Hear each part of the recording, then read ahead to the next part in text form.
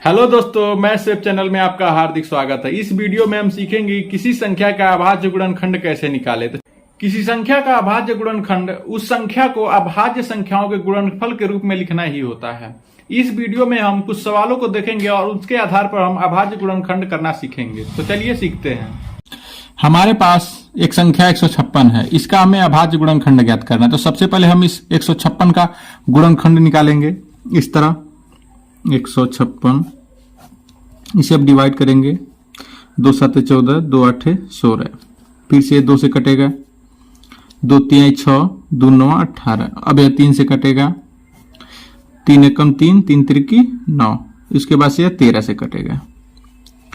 इस तरह हमारा 156 का गुणनखंड इस तरह हम कर लेंगे। उसके बाद से हमारे पास अभाज्य संख्या है 2, 3 और 13, जो 156 के अभाज्य गुणनखंड है। इसको अब हमें लिखना है।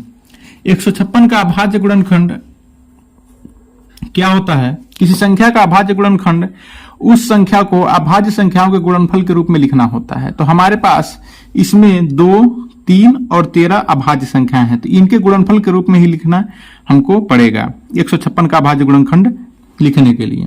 तो सबसे पहले हम 2 को लिखेंगे, उसके बाद से 3 को लिखेंगे, उसके बाद से 13 को लिखेंगे।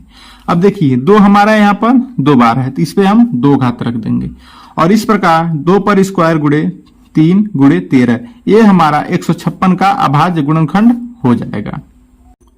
इसी प्रकार हमारे पास एक संख्या 45 है, इसका भी हमें अभाज्य गुणनखंड ज्ञात करना है। तो पिछले सवाल की तरह इसका भी हम गुणनखंड निकालेंगे 45 का।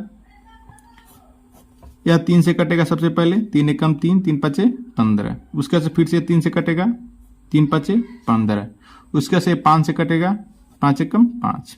और इस प्रकार 45 का जब हम गुणनखंड करेंगे तो इसमें 3 और 5 हमारे पास 2 अभाज्य संख्याएं मिलेंगी। अब इसी के गुणनफल के रूप में लिखना ही 45 का अभाज्य गुणनखंड हो जाएगा। तो 45 को हम इस प्रकार करेंगे। उसके बाद से उसके बराबर में 3 गुणे 5।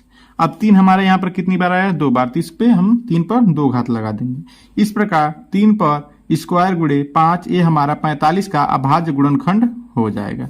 इसी प्रकार हम अन्य सवालों के अभाज्य गुणनखंड ज्ञात कर लेंगे। अगर यह सवाल आपको अच्छी तरह से समझ आया हो तो हमें सपोर्ट करने के लिए वीडियो को लाइक कीजिए तथा चैनल को सब्सक्राइब कीजिए। साथ ही साथ वीडियो को अपने मित्रों में शेयर भी कीजिए।